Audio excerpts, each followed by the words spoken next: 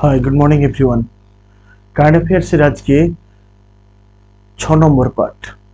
এই কারেন্ট অ্যাফেয়ার্সের 6 নম্বর পার্টে আমরা তোমাদের অনলাইনের কোশ্চেন কিছু আলোচনা করতে চাইছি। যে কোশ্চেনগুলো তোমাদের Kolkata police, West Bengal police, WBCS এমনকি যে কোনো রাজ্য এবং কেন্দ্র সরকারের পরীক্ষাগুলোতে খুবই ইম্পর্টেন্ট। আমরা যেগুলো আজকে অনলাইনার কোশ্চেন হিসাবে আলোচনা করছি কিংবা অনলাইনারের পরেও কিছু একটু ডেসক্রিপটিভ টাইপের আলোচনা করছি, ওর পরে এইগুলো থেকেই চ্যাপ্টারগুলো থেকেই বা এই কোশ্চেনগুলো থেকেই কিন্তু আমি কি করব, না তোমাদের প্র্যাকটিস করাবো। ক্লিয়ার? বুঝতে পারলে? যেগুলো আজকে আলোচনা করছি খুবই ইম্পর্টেন্ট তোমাদের পরীক্ষার নিরিখে।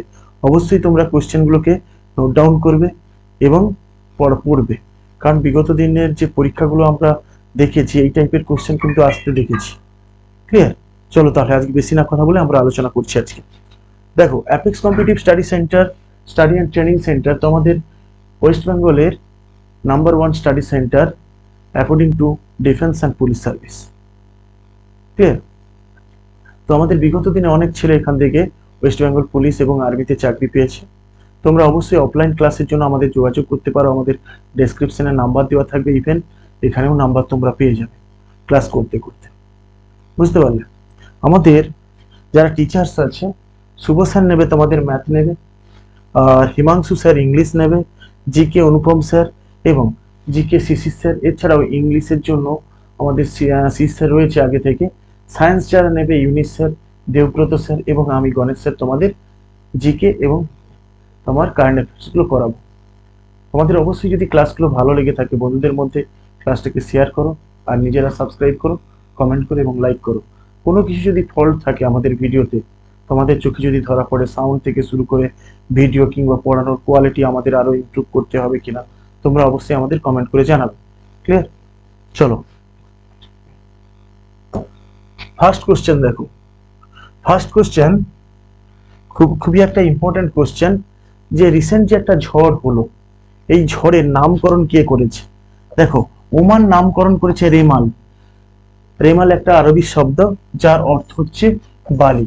এই যে 4টি পয়েন্ট আছে, অর্থাৎ ওমানের দেওয়ার নাম রেমাল, রেমাল একটা আরবি শব্দ এবং রেমাল কথার অর্থ হচ্ছে বালি। এই 4টি ইনফরমেশন তোমরা মাথায় রাখবে, পরীক্ষায় চলে আসতে পারে যে রেমাল এই ঝড়টির নামকরণ কে করেছে। বুঝতে পারলাম কি বললাম? বুঝতে পারলে তো? তারপরে এবং রেমাল কথাটার অর্থ কি বালি এবং এটি একটি আরবি শব্দ। ক্লিয়ার? ফার্স্ট কোশ্চেন আমরা এভাবেই আলোচনা করলাম। সেকেন্ড কোশ্চেন দেখো, বলছে কান এ ইতিহাসে বাঙালি তনয়া। মানে কান ফিল্ম ফেস্টিভ্যাল হয়ে থাকে আমাদের এখানে, আমাদের বাঙালি দুজন বা একটা বিশাল নামকরণ মানে একটা ভালো জায়গায় পৌঁছেছে। দেখো, ফ্রান্সের কান চলচ্চিত্র উৎসবে যে পয়েন্টগুলো তোমরা মনে রাখবে, ফ্রান্সের কান চলচ্চিত্র উৎসবের অসার্থ আরাইগার নামে বিভাগে দ্য সেমলেস ছবির জন্য সেরা অভিনয়ের পুরস্কার জিতে ইতিহাস গড়লেন অনুসূয়া সেনগুপ্ত।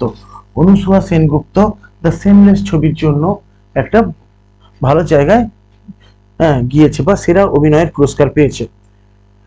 ভারতীয় ছবির গৌরব আরো কয়েক কদম বাড়িয়ে মূল প্রতিযোগিতায় গ্রাপি পেল পায়েল কাপাডিয়া। আমরা আগের দিন এই কোশ্চেনটা করেছিলাম, হয়েছে গ্রাপি পেয়েছে Payal Kapadia. All we imagines as light 2024-এর কানে অতএব ভারতের 2 মেয়ের বিজয় কাহিনী, দুটি ছবি জুড়ে মেয়েদের গল্প। মানে আমি এখানে অনুসূয়া সেনগুপ্ত কোন সিনেমার জন্য আমার কান ফিল্ম ফেস্টিভ্যালে সেরা পুরস্কার পেয়েছে, সেটা হচ্ছে সেমলেস ছবির জন্য, এবং গ্রাপি পেলেন পায়েল কাপাডিয়া। দুটো পয়েন্ট মনে রাখবে। ক্লিয়ার? তো চলো পরের কোশ্চেন।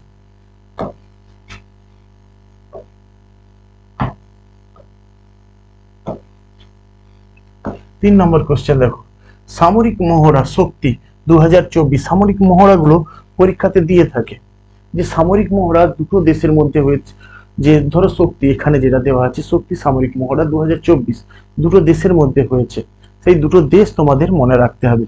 দেখো, মেঘালয়ের উমরওয়েতে আয়োজিত হলো ভারতীয় সেনাবাহিনী এবং ফ্রান্সের সেনাবাহিনী। খুব ইম্পর্টেন্ট জায়গা, ভারতীয় সেনাবাহিনী এবং ফ্রান্সের সেনাবাহিনীর মধ্যে যে সামরিক মহড়া হয়েছে 2024 সালে, ওটির নাম শক্তি। ক্লিয়ার? খুবই একটা ইম্পর্টেন্ট কোশ্চেন, এগুলো তোমরা অবশ্যই স্কিপ করবে না, ইম্পর্টেন্ট কোশ্চেন এগুলো তোমরা পড়বে। তারপরে দেখো চ্যাং 6 মিশন,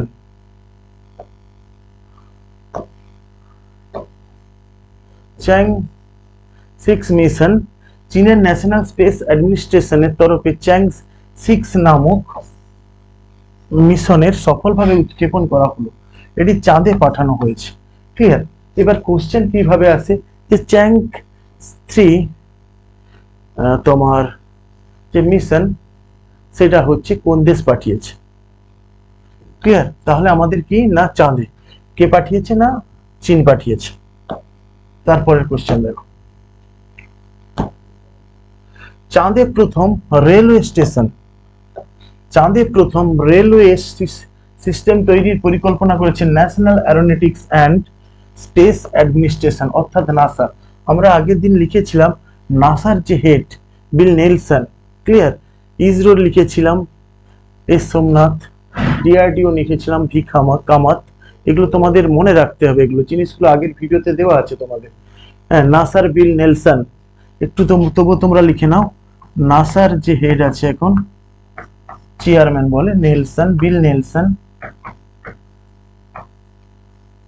নেলসন। ইসরো এস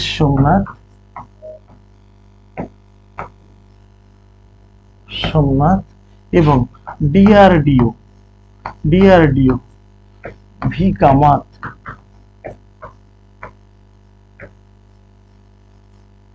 এই জায়গাগুলো খুবই ইম্পর্টেন্ট। তোমরা যদি প্রত্যেকটা ক্লাস তোমরা করে থাকো, এই ক্লাসগুলোর উপর থেকে তোমাদের আমরা এমসিকিউ পরীক্ষা নেব। ক্লিয়ার? অলরেডি এমসিকিউ কিছু আলোচনা করেছি, আমরা আবার আলোচনা করব। তোমরা ক্লাসটা প্রত্যেকদিন করতে থাকবে। আচ্ছা, তারপরে দেখো এই একটা ফাতেহা পাকিস্তান রিলেটেড যে কোনো কোশ্চেন তোমাদের পার্সপেক্টিভে খুবই ইম্পর্টেন্ট। ফাতেহা 2 রকেট সিস্টেম উৎক্ষেপণ করলো কোন দেশ? সফলভাবে উৎক্ষেপণ করেছে পাকিস্তান, এবং এটি সম্পূর্ণ দেশীয় প্রযুক্তিতে পাকিস্তানীয় বৈজ্ঞানিকরা নির্মাণ করেছে। খুবই ইম্পর্টেন্ট একটা সেকশন। কিরকম কোশ্চেন আসবে? ফাতেহা 2 এই যে তোমার রকেট সিস্টেমটাকে সফলভাবে উৎক্ষেপণ করেছে।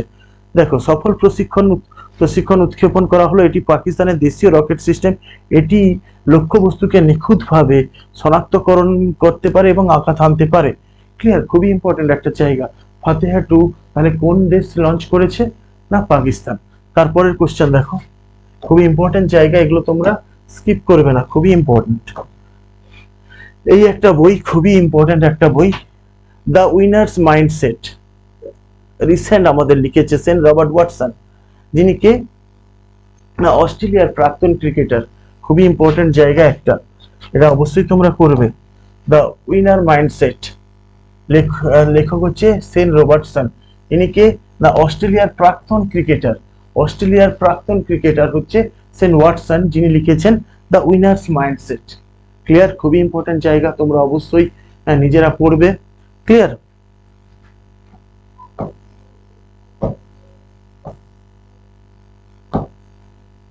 দেখো ভারতের প্রথম সংবিধান পার্ক,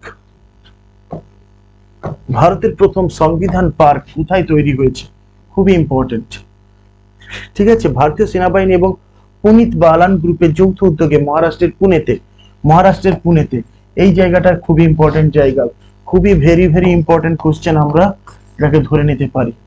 ঠিক আছে? কোশ্চেন আসবে ভারতের প্রথম সংবিধান পার্ক কোথায় তৈরি হয়েছে? মহারাষ্ট্রের পুনেতে। ক্লিয়ার? খুবই ইম্পর্টেন্ট।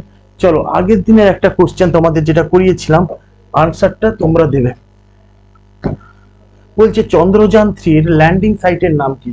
আগের দিন আমরা করিয়েছিলাম চন্দ্রযান 3 ল্যান্ডিং সাইটের নাম কি। খুবই ইম্পর্টেন্ট একটা জায়গা, যেটা আগের দিন আমরা বারবার আলোচনা করেছি তোমাদের সাথে। আনসার কি হবে?